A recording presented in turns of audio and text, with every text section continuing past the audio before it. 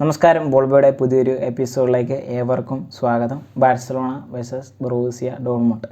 ഒരു top class performance തന്നെയാണ് Barcelona എന്ന് പറയുന്ന ആ കാത്തലിൻ ക്ലബ്ബ് ഇപ്പം കാഴ്ചവെച്ചുകൊണ്ടിരിക്കുന്നത്. അതിനുള്ള ഒരു മികച്ചൊരു ഉദാഹരണമാണ് ഇന്നലത്തെ ആ ഒരു ഗെയിം.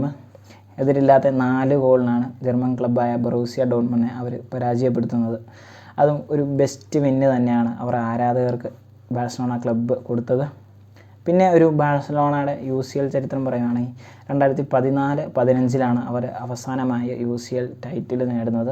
അതിന് അവർക്ക് ഇന്നേ വരെ ടൈറ്റിൽ നേടാൻ പറ്റിയിട്ടില്ല.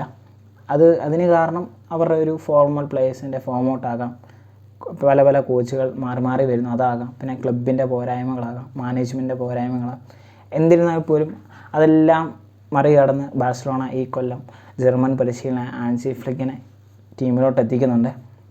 അതോടുകൂടി ടീമിൻ്റെ ഒരു മട്ടും പതയും നല്ല രീതിയിൽ മാറിയിട്ടുണ്ട്. അത്യാവശ്യം നല്ല പെർഫോമൻസിലാണ് ഇപ്പം ബാഴ്സലോണ എന്ന് പറയുന്ന ക്ലബ്ബ് ഇപ്പോൾ ഈ സീസണിൽ പ്രകടനം കാഴ്ചവെച്ചുകൊണ്ടിരിക്കുന്നത്.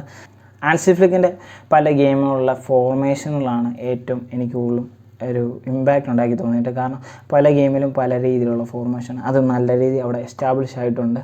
പിന്നെ ഹാൻസി ഫ്ലിക്കിൻ്റെ ഒരു ഗെയിമിങ് മൊത്തം കരിയർ നോക്കുകയാണെങ്കിൽ ഈ സീസണിലെ കൂടുതലും വിന്നുകളാണ് ബാഴ്സലോണയായിട്ട്, കുറച്ച് ലോസും ടൈയും ഉള്ളൂ. ഇന്നലത്തെ ഗെയിമിൽ എനിക്ക് കുറച്ച് ഇമ്പാക്റ്റ് ഉണ്ടാക്കിയ പ്ലേയേഴ്സ് ഉണ്ട്. റഫീന ഫ്രം ബ്രസീൽ അത്യാവശ്യം നല്ല രീതിയിലുള്ള ഗെയിമിങ് ആണ് റഫീന ആ ലെഫ്റ്റ് വിങ്ങിൽ കാഴ്ചവെച്ചത്. കാരണം നല്ല രീതിയിലുള്ള പാസുകൾ ക്രിയേറ്റ് ചെയ്തിട്ടുണ്ട്, നല്ല ക്രോസുകളുണ്ടായിരുന്നു, നല്ല രീതിയിൽ പാസ് ഹോൾഡ് ചെയ്തായിരുന്നു. പിന്നെ ക്വിക്ക് കൗണ്ടറായിട്ട് അറ്റാക്കിങ്ങിലോട്ട് നല്ല രീതിയിൽ നീങ്ങുന്നുണ്ടായിരുന്നു. ടോട്ടലി പുള്ളി ഇന്നലത്തെ കളി ഗുഡായിരുന്നു. സത്യം പറഞ്ഞാൽ 100ൽ 100 കൊടുക്കുക. പിന്നെ പ്ലെയർ ഓഫ് ദ മാച്ചും കൂടിയായിരുന്നു പുള്ളി. പിന്നെ രണ്ടാമതായിട്ട് ഇനി ലാമിൻ യമാലിനെ കുറിച്ച് പറയാം. ലാമിൻ യമാൽ ഫ്രം സ്പെയിൻ അത്യാവശ്യം നല്ല രീതിയിലുള്ള കളിയാണ് ഇന്നലെ ആ ഒരു പയ്യനും കളിച്ചത്. നല്ല ത്രൂ പാസുകളുണ്ടായിരുന്നു, നല്ല രീതി ടീമിന് വേണ്ടി കഷ്ടപ്പെട്ടിട്ടുണ്ട് ഇന്നലത്തെ ആ ഒരു ഗെയിമിലൂടെ. നല്ല രീതി ആൾക്കാരെ വെട്ടിച്ച് എങ്ങനെയൊക്കെ ഗോൾ അടിക്കാൻ ശ്രമിച്ചായിരുന്നു. പിന്നെ പാസുകൾ ക്രിയേറ്റ് ചെയ്തായിരുന്നു, അതുപോലെ തന്നെ ക്രോസുകളും വെച്ചായിരുന്നു.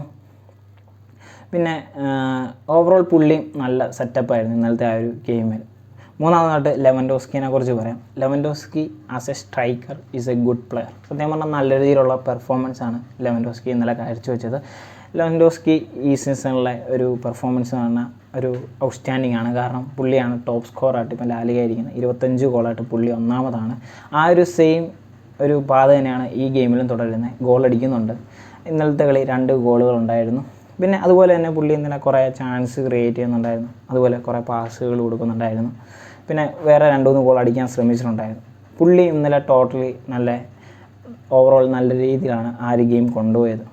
ഇനിഗോ മാർട്ടിനസിനെ കുറിച്ച് പറയുകയാണെങ്കിൽ ആസ് എ ഡിഫൻഡർ എന്നാണോ ചെയ്യേണ്ടത് അതെല്ലാം ആ പുള്ളി കാഴ്ചവെച്ചിട്ടുണ്ട്. ആ ഒരു ടീമിന് വേണ്ടി നല്ല ക്ലിയറൻസുകളുണ്ടായിരുന്നു, നല്ല പാസുകളുണ്ടായിരുന്നു, പിന്നെ നല്ല ടാക്ലിംഗ് ഉണ്ടായിരുന്നു, പിന്നെ കുറേ ബ്ലോക്കുകൾ ഉണ്ടായിരുന്നു പുള്ളിയുടെ. ഇനി മറിച്ച് ഡോർട്ട്മുണ്ടിലോട്ട് വരുവാണെങ്കിൽ ഡോർട്ട്മുണ്ട് സൈഡിൽ സത്യം പറഞ്ഞാൽ പകുതിയോളം പ്ലേയേഴ്സും ഭയങ്കര ഫോം ഔട്ടായിരുന്നു, ആരും കളിച്ചില്ല. ക്ലോപ്പാണെങ്കിൽ മരിച്ച് സേവ് ചെയ്യുമായിരുന്നു, എന്നിട്ട് പോലും ബാഴ്സലോണ അറ്റാക്ക് ചെയ്തുകൊണ്ടിരിക്കുക. അങ്ങനെ ആദ്യ പാദം അവർ 4-0 എന്നുള്ളൊരു സ്കോർ ലീഡിൽ അങ്ങനെ സുരക്ഷിതമാക്കിയിട്ടുണ്ട്. അടുത്ത കളി ഡോർട്ട്മുണ്ടിലാണ്, അതും അവർ വിജയിക്കട്ടെ എന്ന് ഞാൻ പറയുന്നു. ഇങ്ങനത്തെ ഒരു ഇതാണെങ്കിൽ സത്യം പറഞ്ഞാൽ ബാഴ്സലോണ തന്നെയുള്ള ജയിക്കത്തുള്ളൂ. എൻ്റെ ഈ ഒരു ഗെയിമിംഗ് ശൈലിയാണെങ്കിൽ ആ ഒരു രീതിയിലാണ് എനിക്ക് ഫീൽ ചെയ്യുന്നത്.